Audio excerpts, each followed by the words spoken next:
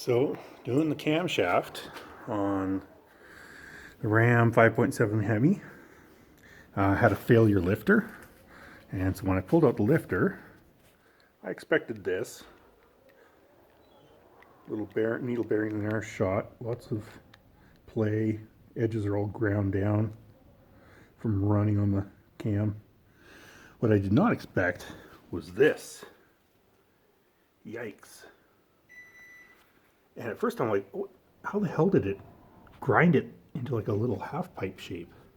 Doesn't make sense. Then I realized, well, wait a second. It was running sideways. It fits perfectly.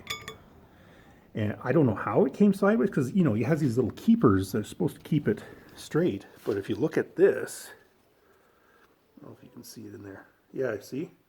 It was spinning. So this was not keeping it straight. It was spinning in there, and somehow, instead of running this way, ended up running this way and cut a little groove right through there. So I don't know, never seen one fail like that, but did a lot of damage. Oh well, time to put in a new one.